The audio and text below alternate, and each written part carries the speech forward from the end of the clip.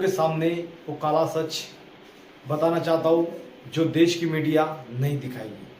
हमारे देश में ईवीएम घोटाला महाराष्ट्र में सरकार ने किस तरह किया गया, वो एक पीएसआई ऑफिसर जिसको सस्पेंड किया था उसने काला सच बता दिया।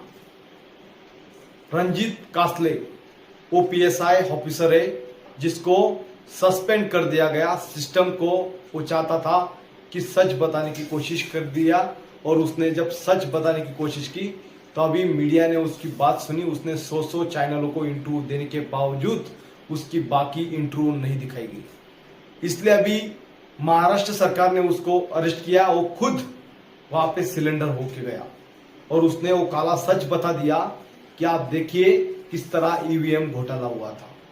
ये किस तरह हुआ, एक धनंजय मुंडे जो एक मंत्री था महाराष्ट्र का, बीजेपी का एक एमएलए था और साथ में उसके था वाल्मीकि कराड जी, एक उसका राइट हैंड जो सारा सिस्टम ऑपरेटिंग करता था।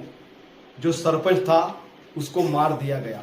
एक सरपंच था, समाज सेवा करता था और वो कुछ सिस्टम उनसे राजनीतिक तौर पे उनके साथ मतभेद किया गया और उसने कंपनी पे कुछ विरोध किया था। वो उसका काला सच बाहर लाने की कोशिश कर रहा था। उसको वहां पे वाल्मीकि कराड जो था वो एक धनंजय मुंडे जो मंत्री था उस मंत्री के माध्यम से काम करता था। वाल्मीकि कराड ने उसकी सुपारी दी और उससे लाइव वहां पे कांटेक्ट में जिन लोगों ने उसको मारा तड़पा तड़पा के, और उन लोगों ने वीडियो कॉल करके दिखाया कि देखिए हम मार रहे। तो एक काला सच जब देश के सामने बाहर आने की कोशिश की, उसको जस्टिस के लिए, संतोष देशमुख को जस्टिस के लिए 3-3 महीने 4-4 महीने तक लगातार लोग आंदोलन करते रहे सड़कों पे। महाराष्ट्र सरकार ने बंद करने की कोशिश किया गया। फिर उसके बाद मजबूर होके जब जांच प्रक्रिया शुरू हुई पब्लिक के प्रेशर से, तब जाके हमारे धनंजय मंत्री जो थे धनंजय मुंडे जी, इन महाराज ने इस्तीफा दिया। इस्तीफा देने के बाद अभी वो पीएसआई ऑफिसर जो पुलिस में कार्यरत थे, वही पुलिस ऑफिसर ने आज उसको सस्पेंड किया। तो उसने काला सच बाहर बता दिया कि ईवीएम घोटाला से सरकार, महाराष्ट्र सरकार आ चुकी थी। वो कैसे आई थी, उसने वो पूरे महाराष्ट्र की मीडिया को बता दिया।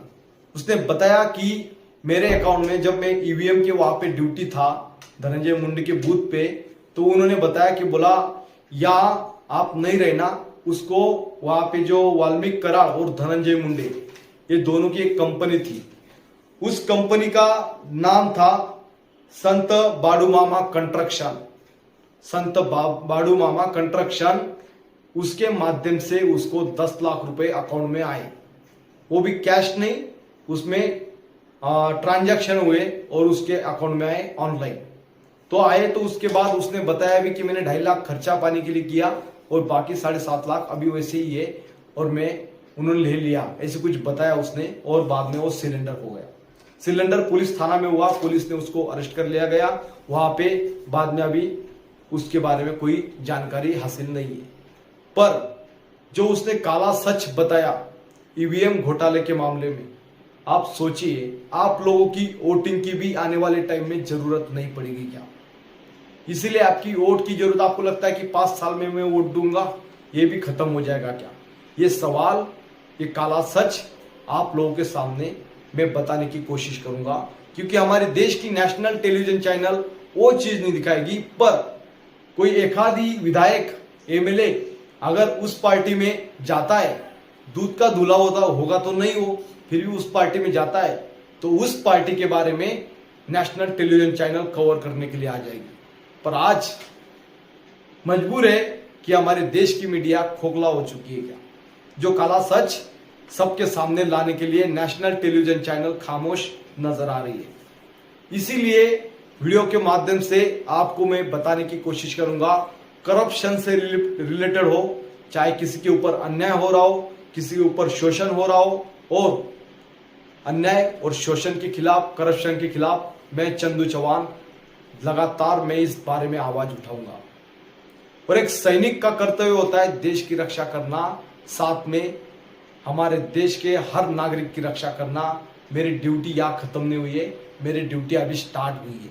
इसी तरह मैं आगे भी रणनीति रखते रखते मैं फिर कदम चलाता रहूंगा। एक जितेंद्र भावे जी थे जिन्होंने एक पार्टी ओपन की थी नासिक में, जितेंद्र भावे जी, और उन्होंने सच के खिलाफ या समाज सेवा कर रहा था 1-2 साल से कंटिन्यू, और उससे पहले भी कर रहे थे।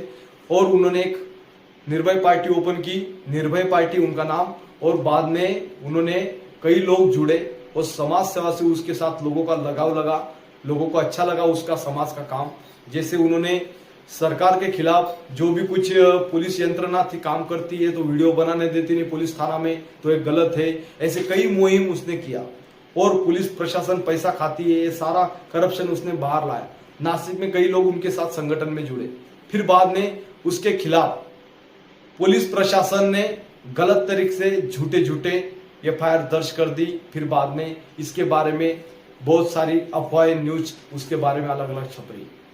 और इसी तरह वही एक अकेला आदमी था, उसके कोई बड़ा है नहीं है कि पैसा मिलेगा, पार्टी फंड ये वो वगैरह, वो एक मिडिल परिवार का आदमी, फिर भी उसने करप्शन के संविधान के हिसाब से उसने आवाज उठाई।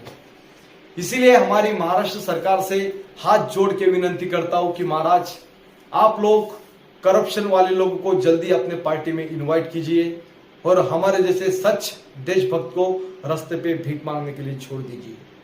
जो सच के खिलाफ आवाज उठाएगा उसके लिए यहाँ पे कोई जगह नहीं।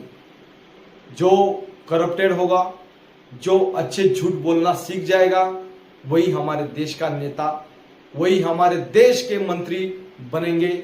और आगे जाके जो संसद बना है देश की लोगों की समस्या बात करने के लिए, वो संसद सिर्फ प्राइवेट हो जाएगा क्या? ये सवाल एक सैनिक पूछ रहा है। क्या अभी भी हम जागरूक नहीं होंगे तो आने वाले टाइम में आपके घरों में आपके सामने लूटलाट होगी और आप खामोश नजर आओगे। आपने आवाज नहीं उठाया तो क्या होगा? जिस तरह महाराष्ट्र के सीएम जी देवेंद्र फडणवीस जी चिल्ला चिल्ला के बोल रहे थे कि अजीत दादा मतलब उप मुख्यमंत्री जी, इनको हम चिक्की पिसाएंगे, इन्होंने सिंचन घोटाला करके रखा है। उसके बाद हमारे देश के जाने माने करप्शन के बारे में आवाज उठाने वाले हमारे मोदी जी, जिन्होंने कहा था मैं चक्की पिसाऊंगा, ये इन्होंने चुनाव में कहा था। पर आज उन्हीं के साथ हाथ मिलाते हुए, कंधे से कंधा मिलाते हुए करप्शन की घंटी अपनी सीढ़ी चढ़ रही है, पर वो करप्शन किसी को भी नहीं दिखाई दे रहा है। अगर करप्शन के हिसाब से किसी ने आवाज उठाई, जिस तरह जितेंद्र भावे जी को उनके साथ हो रहा है, जिस तरह जो करप्शन के खिलाफ आवाज उठा रहा है उसकी हत्या तक हो जाती है, ये तमाम चीजें आपके साथ भी होना शुरू हो जाएगा।